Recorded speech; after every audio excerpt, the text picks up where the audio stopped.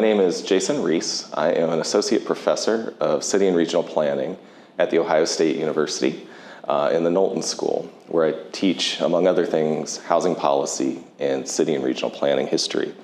I'm going to talk to you today about the history of Columbus and our history of migration, immigration, and how that related to the growth and the shape of the city in the 20th century. So I like to refer to early 20th century Columbus as a city of many ethnic enclaves. The city of Columbus grew phenomenally between 1900 and 1930. We went from a city of 130,000 residents to 290,000 residents in this 30-year span, one of our largest growth periods in the city's historical records. That growth, for the most part, was driven by migration from all different types of sources. International immigration coming from parts of Europe in particular that were less represented in our community, so places like Eastern Europe and Southern Europe. Immigration domestically from both the Great Migration coming from the South, internal migration happening within the state of Ohio from the countryside into the city, but also then immigration from the Appalachian region up into Columbus during this time as well. So the map I'm showing you here is an early representation by a professor at OSU in 1918 of Columbus's various racial and ethnic enclaves. And as you kind of dive into this map, you'll see a relationship to kind of certain neighborhoods we think of today as having a certain ethnic history, right? So here we reference German migration in the German village area. We see both Italian communities up near where today's Italian Village is. We see the various African-American settlements all throughout Columbus during this time period. So as we had noted, what really drove this pattern of immigration were folks chasing and pursuing opportunity, primarily the economic opportunities of this bustling and growing city with its various industries booming during this time period. So if we were to kind of look at a community like parts of the South Side, this would be a picture from what is today the Reeb-Hosack neighborhood, referred to as Steel Town back then. You would see a community that is very diverse, including both foreign immigrants, domestic immigrants from both Appalachia and from the Great Migration, so African Americans moving up from the South. And in fact, when we think about these patterns of immigration, sometimes we can underestimate how many people were moving during this time pursuing opportunity. So just the Great Migration alone, which is the movement of African American families from the Jim Crow South to these job centers to the north, represented one of the largest global migrations in history. Over 6 million people over the course of the Great Migration relocate out of the Deep South into many of our northern cities, including here in Columbus, where we saw a wave of migration primarily coming from Mississippi, Alabama, and Tennessee during that time period.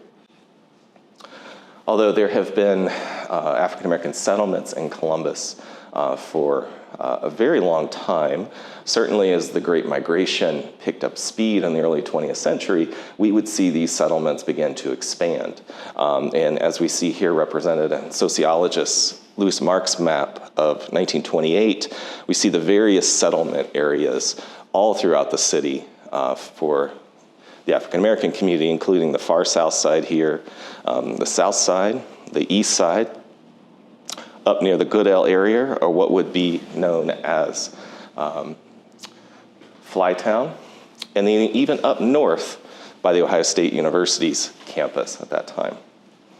So when to think about, although these clusters of settlements of these various groups were distinct, they were also quite close to each other. Right? So while we had different ethnic enclaves, they weren't isolated from each other like in the ways that we would think about segregation in neighborhoods today. This is a representation of Ira Blanchard's maps of race and ethnicity in Columbus in 1922, back in the old school days where you were drawing maps by hand. But what we see on the left-hand side here are Italians and where they were located in the 1920s. And we look over here on the other side and see where the African-American community is located. And as you see, these communities are very close to each other in terms of where they're situated in the context of the city. So again, we have to think about the early 20th century in Columbus being a time period that wasn't really like today, where we would see kind of very intense residential segregation or racial segregation, but really we see small pockets of different ethnic and racial communities actually living pretty close to each other in the context of the city. As I mentioned earlier, our industry drove this migration. This is Buckeye Steel Castings on the far south side, a steel facility that was torn down just a few years ago, but was an employment hub for thousands of Southside residents. And so if we think about the Southside in particular, and places like Hungarian Village today, German Village, all of these areas that have a distinct identity, that was really centered around the prolific jobs that were located in places like Buckeye Steel Castings, attracting migrants from all over the country, as well as international migration.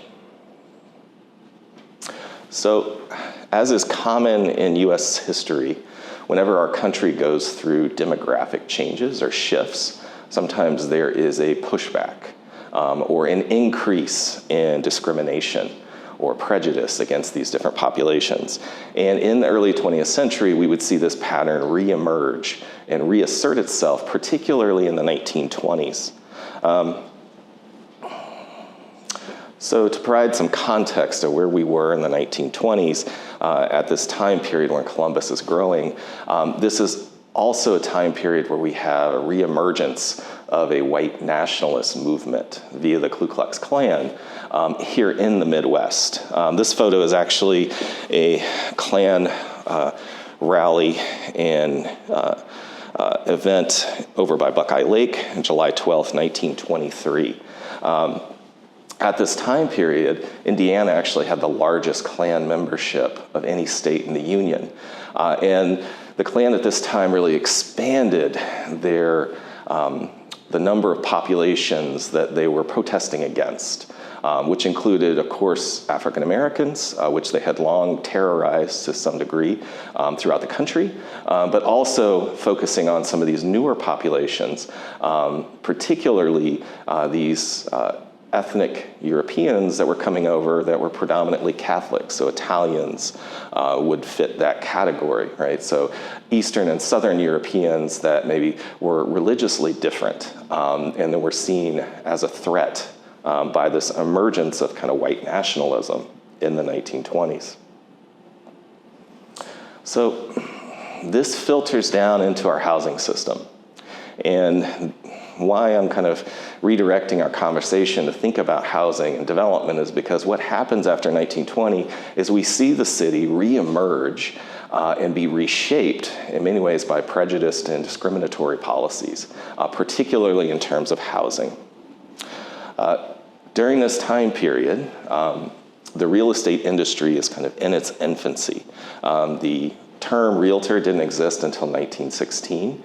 So they are a new class of professionals that are suddenly having very deep influence on our real estate markets, our housing patterns, and of course, eventually kind of our distribution of who lives where in this growing city. It is important to note that the realtor industry was very much bought in to these prejudiced norms of this time period, viewing racial, ethnic, and immigrant populations as a threat, particularly a threat to property values. If you are to look at the predecessor of today's National Association of Realtors, which is known as NARAB, this agency would actually embed in its code of ethics a clause noting that if any realtor should be instrumental in introducing into a neighborhood property or occupancy members of any race or nationality which will be detrimental to property values in that neighborhood, that is to be a violation of the Realtor's Code of Ethics, right? And so what we see then basically is this is discrimination embedded into the ethics of the emergent real estate industry. This would not be the only reference to a preference to avoid any integration of racial and ethnic populations. NARAB prepared most of the training materials for realtors across the country. And as you look at those training materials in the 1920s, you would see statements such as, be wary of foreigners because they will reduce property values. Similar statements were targeted toward the African American community and also sometimes different religious communities such as the Jewish community.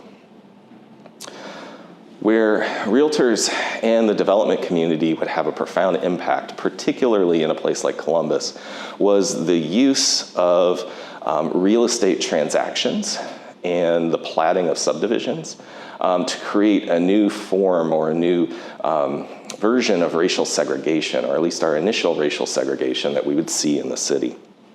They primarily did this through restrictive covenants. These were restrictions placed on the deeds of homes at the point of sale.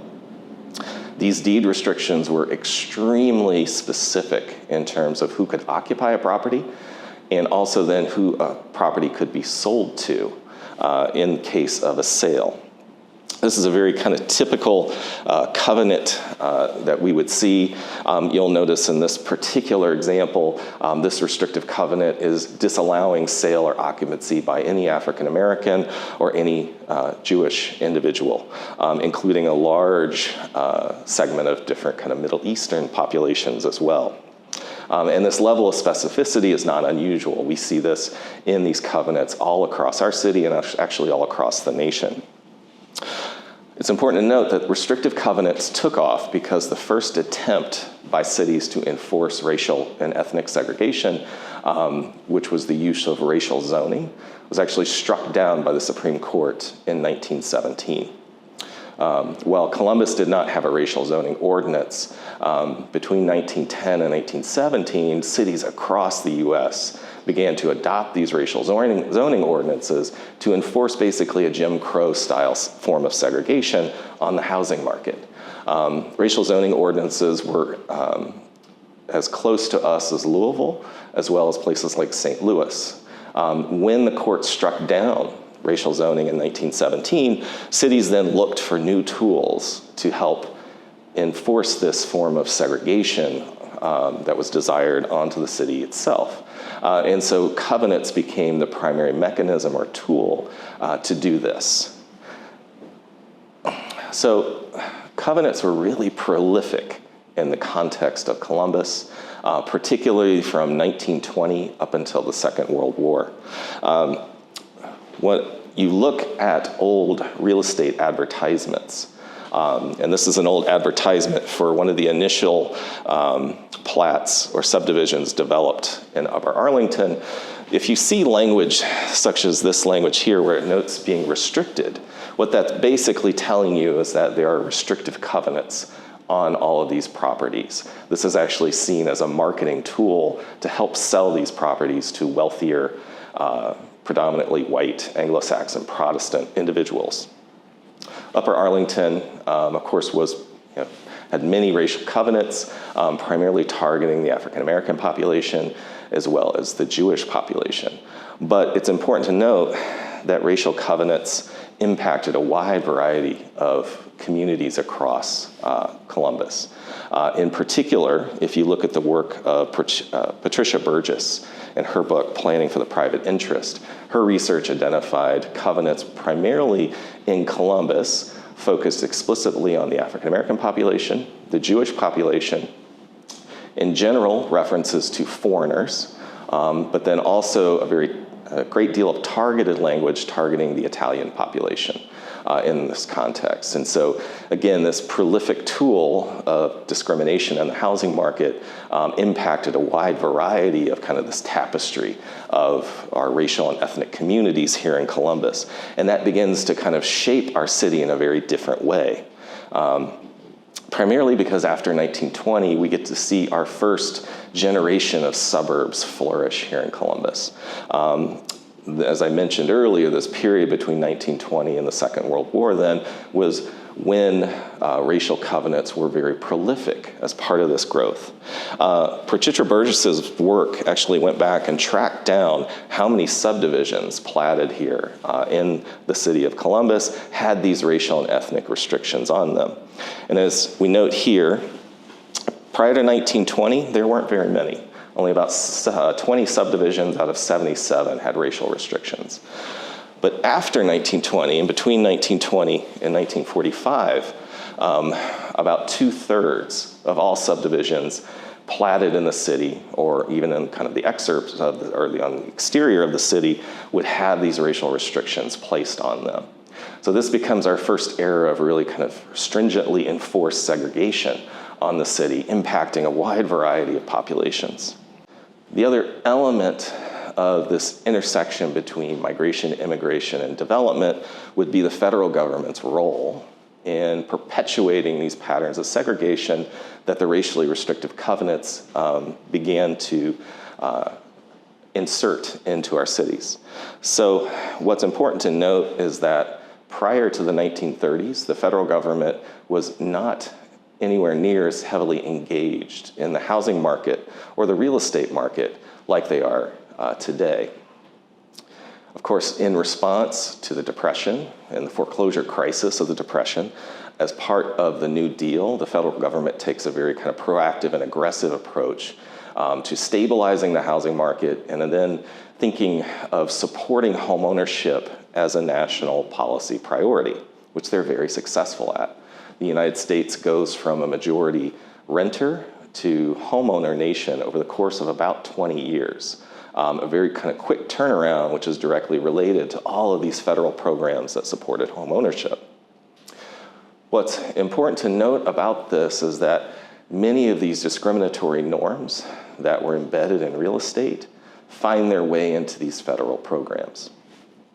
And the slide behind me is Homer Hoyt, chief land economist for the Federal Housing Administration, who believed very strongly that any integration of different racial and ethnic groups into neighborhoods would be destructive to property values. Hoyt was a realtor for some time before joining the FHA, also an economist, and really kind of merged both his economics training, but also then the prejudice and discrimination that he learned embedded in the real estate industry into this framework that would then impact federal policy. Hoyt creates this hierarchy, actually, of who he felt was most beneficial or most destructive to property values as a tool to guide the federal government in making lending decisions. At the top of this hierarchy are English, Germans, Scandinavians. A little bit further down are Northern Italians. Further and further down we see Lithuanians, Greeks, Russian Jews, Southern Italians, and then of course African Americans and Mexican populations. Why this is important is because this becomes embedded in our federal housing policies, particularly our policies around lending and the emergent practice of redlining. So again, to talk about kind of the importance of Hoyt's influence on our city and the growth of our city and cities across the country for that matter, was to look at the legacy of redlining, which was instituted by the federal government in the 1930s. So as part of the expansion of the federal government's housing programs, the federal government decided at that time to institute an assessment, neighborhood by neighborhood, across every major city in America to identify the risk for lending, given that the federal government was going to put a lot of capital into the housing market and would be backing loans in these areas. And this is where Hoyt's influence is really seen, right? Actually, if you read the general instructive documents around these redlining or Hulk assessments, you'll see note of a primary goal of the assessment was to assess when there were undesirable populations or an infiltration potentially of undesirable populations. And this was seen as evidence then that a neighborhood was too risky for lending from that perspective. Actually diving into the assessment documents paints an even more vivid picture of how these discriminatory norms were embedded into these real estate assessments. This is an actual assessment sheet. Every neighborhood had a one-sheet piece of paper which assessed different things like property values, but also a large portion of it which focused on these detrimental influences, with a clear emphasis on foreign-born residents as a detrimental influence, as well as African-American families seen as a detrimental influence within the neighborhoods. As you see, for example, in this neighborhood up in Warren, Ohio, the indication here is that Greek and Hungarian populations, which represented about 20% of the neighborhood, instituted a detrimental influence, as well as a very small African-American population, which was about 2% of the neighborhood's population. So what you see here is really a complete intolerance for any aspect of diversity within a neighborhood. Any reference to diversity in the context of the population of a neighborhood would become evidence then for these assessors to downgrade that neighborhood and block it from lending. Now, I must indicate here as we look at these assessment documents, we don't really have the actual assessment document for Columbus, which has been lost to history. We have the map, but not the document. But we can look at cities throughout Ohio who do have their historical records still intact, and we can see kind of a very typical pattern all across the state. Specifically, the assessments targeted communities for being downgraded that contained any aspect of diversity. I can provide evidence in looking through these documents that the presence, for example, of a church that primarily served a foreign population would be evidence enough to downgrade a neighborhood. The evidence of African-American children walking through a neighborhood to reach school would be used to justify downgrading a neighborhood. So really, it took very little diversity in the context of these neighborhoods for the federal assessors to downgrade them. Why this matters in the context of Columbus is that this begins to take hold in our city in terms of our Holk assessment, but it does influence in terms of where all of our lending happens here in the city. And so as we look at the geography of Columbus, and this is in the 1930s, you see all those areas that were our ethnic enclaves earlier are now downgraded. They're given third or fourth grades on the assessment map, which included most of the core of the city at that time. Places like the far south side, the east side in Bronzeville, Flytown, the Italian Village area. And what you see here is a reflection, if you look at the demographics of these neighborhoods, clearly those areas that are given the lowest grades, that have lending restricted to them, were our areas where many of our ethnic enclaves were located in the 1920s. Now, it's a long history of redlining. In fact, as these maps kind of take hold, they influence future maps created by the Federal Housing Administration to guide FHA lending. And they're also a reflection of the kind of opinions of many in the lending industry in terms of where they would make loans. And so while this map in particular focused on a very specific form of federal policy, what we found longitudinally looking at this story over time is that these areas that were redlined back in the 1930s have a profoundly different trajectory over the next century than other parts of the city. You may want to ask yourself, well, what areas of the city were not redlined at that time? And that you can see, right? So you have Marble Cliff and Upper Arlington over here, the Bexley area. Up north, we see Clintonville, Beachwald, all the way up to Worthington. And another important aspect to note is that when you read the assessments for neighborhoods that were given positive scores, one of the things that those neighborhood assessments would indicate is that those neighborhoods had racially restrictive covenants. And so again, you see this interplay between the growth of discrimination with these restrictive covenants these assessments that were done about 10 years later, and then thus an impact on where all of our lending would go over the next few decades. So what we see as a trajectory then is that these neighborhoods that are redlined are really devastated in terms of their housing market, in terms of their physical condition, and in fact, longitudinally now we've done studies where we've seen a whole host of environmental and social costs of this history of redlining from this perspective. So what happened to those immigrant enclaves that existed in the city at that time? Obviously, after the Great Depression, we move into the Second World War. Development generally slows down because of the war industry and the need to ration materials.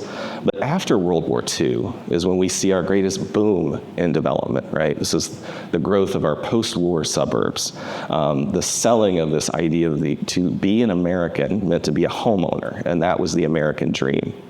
Now, this was fueled by a whole number of factors. One is the federal government. The federal government provided extremely low-cost loans to returning GIs coming back from the war. The federal government also offered other forms of very generous lending through the Federal Housing Administration. But also then we have to think about, construction techniques changed, right? And so we were able to build very quickly because we adopted very much assembly line style construction techniques to our residential neighborhoods. And so homes are built much faster, much cheaper, and that facilitates the expansion and growth of a new round of suburbs all across Columbus and cities across America, actually. What civil rights scholar John Powell has noted is that this time period is really critical then to thinking about what happened to those immigrant communities that were often referred to or seen as kind of white ethnic communities. And what he notes is that as these new suburbs emerge, they are open to a much wider variety of white ethnic communities than what traditionally would have been allowed in suburbs in places like Upper Arlington or Worthington in the past. And so these kind of white ethnic identities begin to dissolve in these new suburbs built after the Second World War. And as Powell notes, it's this idea of living in the suburbs which becomes really an essential part of being a white American, or essential part of whiteness, as he would describe it at that time. Now, this time period provided a tremendous opportunity to then serve the African American community in a way that we had not done in the past. As you know, many African American GIs fought in the Second World War and could have benefited from programs like the GI Bill after the war. But this is where we see this legacy of discrimination continue. And this is, again, where we start to see racial segregation for the African American community increase very dramatically. But there are exceptions, and Columbus was one of those exceptions. This is a model home from what's known as New Hanford Village, a very small pocket of homes that were developed specifically for returning African American GIs during this time period, specifically trying to serve the needs of former Tuskegee Airmen who were coming back from the Second World War and stationed at Lockbourne Air Force Base. You can see these very good terms here where under the GI Bill of Rights, a veteran could buy a home for a down payment of $125 cash and $42 a month in mortgage payments. And we see one of these early homeowners here from Clay Court in Hanford Village. So this provided an opportunity where we could have seen the emergence of African American suburbs like this all throughout America at this time, but Hanford Village was an exception. And unfortunately for Hanford Village, other policies would impact this neighborhood, primarily our Federal Highway Administration policies after World War II, which would eventually cite Interstate 70 through the neighborhood and destroying many homes that were actually only about 15 or 20 years old at that time. So this is a kind of quick snapshot of how our city formed in the early part of the 20th century, and our kind of very nuanced understanding of kind of how race, ethnicity, migration, and immigration kind of shaped the city, and the discrimination that those groups then faced as their numbers continued to grow in the city of Columbus. I'm going to close with thinking about where we are today. Right? So obviously, we are a century past my starting point in the 1920s, but we've seen our city continue to grow in the context of patterns of migration and immigration. With the growth of Ohio State University, we see a growing international population related to the university. But again, we're also seeing growing international populations pursuing economic opportunities, and those folks who are being resettled as refugees. Currently in Columbus or Franklin County, about 10% of our population was born outside of the United States. A phenomenal number if you think about how quickly our international population diversified during this time. I will anticipate that we will continue to see migration reshape our city going into the future. Whereas our new immigrant populations have been critical to kind of the revitalization of areas like Morse Road or the Northland area, where they've started new businesses and really established community assets in many of those places, we'll continue to see that growth in the future, as well as probably more domestic migration as folks kind of come into Columbus to access, again, the economic opportunities we have, as well as thinking about climate change, the fact that Ohio and Central Ohio in particular will be one of the less impacted parts of the country in terms of climate change.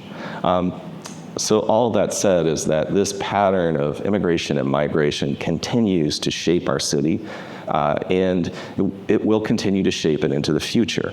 What we have to be cautious of are our legacies of the past. How did our growing diversity produce a backlash of punitive policies that in many cases restricted where folks could live, their access to housing, their ability to own a home and build wealth, and their ability to get access to neighborhoods that were healthy and prosperous?